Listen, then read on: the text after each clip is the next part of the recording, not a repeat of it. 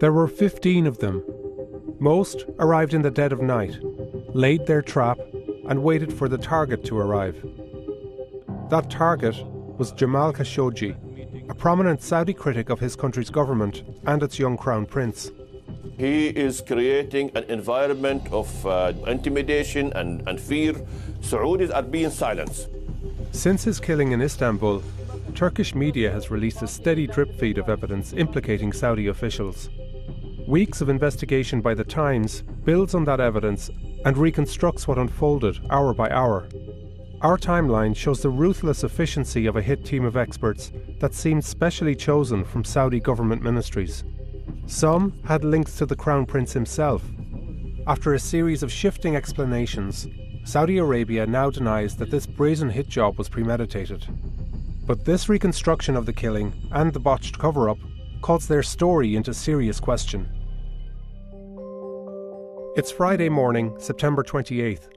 Khashoggi and his fiancée, Hatice Cengiz, are at the local marriage office in Istanbul. In order to marry, he's told that he needs Saudi paperwork and goes straight to the consulate to arrange it. They tell him to return in a week. It all seems routine, but it's not. Inside, there's a Saudi spy, Ahmad al-Muzaini, who's working under diplomatic cover. That very day, he flies off to Riyadh and helps concoct a plan to intercept Khashoggi when he returns to the consulate. Fast forward to Monday night into Tuesday morning. Saudi agents converge in Istanbul aboard separate flights. Muzaini, the spy, flies back from Riyadh. A commercial flight carries a three-man team that we believe flew from Cairo. Two of the men are security officers, and they've previously travelled with the Crown Prince. A private jet flying from Riyadh lands around 3:30 a.m. That plane is often used by the Saudi government, and it's carrying 9 Saudi officials, some who play key roles in Khashoggi's death.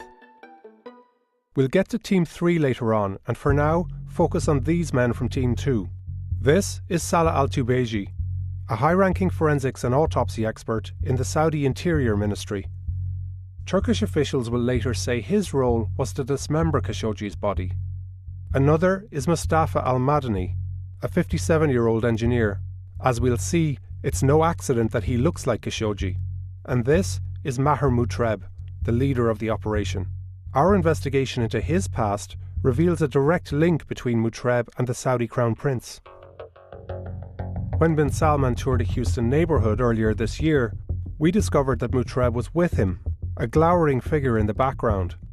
We found him again in Boston, at a UN meeting in New York, in Madrid, and Paris too. This global tour was all part of a charm offensive by the prince to paint himself as a moderate reformer.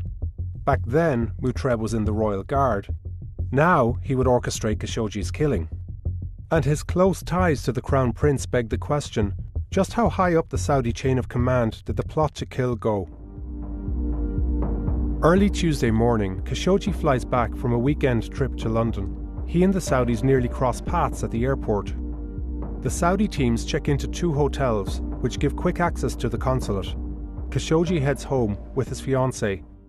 He'd just bought an apartment for their new life together. By mid-morning, the Saudis are on the move. Mutreb leaves his hotel 3 hours before Khashoggi is due at the consulate. The rest of the team isn't far behind. The building is only a few minutes away on foot, and soon they're spotted at this entrance. Mutreb arrives first. Next, we see Al-Tubeji, the autopsy expert, and Al-Madani, the lookalike. The stage is almost set. A diplomatic car pulls out of the consulate driveway and switches places with a van, which backs in. Turkish officials say this van would eventually carry away Khashoggi's remains. From above, we can see the driveway is covered, hiding any activity around the van from public view. Meanwhile, Khashoggi and his fiancée set out for the consulate, walking hand in hand. In their final hour together, they chat about dinner plans and new furniture for their home. At 1:13 p.m, they arrive at the consulate. Khashoggi gives her his cell phones before he enters. He walks into the consulate. It's the last time we see him. Inside, Khashoggi is brought to the Consul General's office on the second floor. The hit team is waiting in a nearby room. Sources briefed on the evidence told us Khashoggi quickly comes under attack. He's dragged to another room and is killed within minutes. Then, Al-Tubeji, the autopsy expert, dismembers his body while listening to music. Maher Mutreb makes a phone call to a superior. He says, "Tell your boss," and the deed was done. Outside, the van reportedly carrying Khashoggi's body pulls out of the side entrance and drives away. At the same time, the Saudis begin trying to cover their tracks. While Khashoggi's fiancée waits here where she left him, two figures leave from the opposite side. One of them is wearing his clothes. Later, the Saudis would claim that this was Khashoggi, but it's Al-Madani, the engineer, now a body double, pretending that the missing journalist left the consulate alive. Yet there's one glaring flaw. The clothes are the same, but he's wearing his own sneakers, the ones he walked in with. Meanwhile, the van that's allegedly carrying Khashoggi's body makes the 2-minute drive from the consulate to the Saudi consul's residence. There's several minutes of deliberations, but the van eventually pulls into the building's driveway. Again, it's hidden from public view. It's now 3 hours since Khashoggi was last seen. The body double hails this taxi and continues weaving a false trail through the city. He heads to a popular tourist area and then changes back into his own clothes. Later, we see him joking around in surveillance footage. Over at the airport, more Saudi officials arrive on another flight from Riyadh. They spend just 5 hours in Istanbul, but we're not sure where they go. Now we pick up Maher Mutreb again, exiting from the consul's house. It's time for them to go. Mutreb and others check out of their hotel and move through airport security. Al-Muzaini, the spy, heads to the airport too.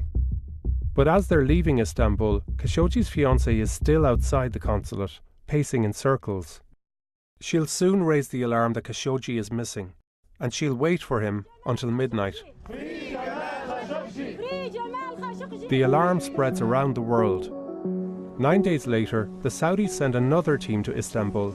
They say it's to investigate what happened, but among them are a toxicologist and a chemist who also has ties to the hit team.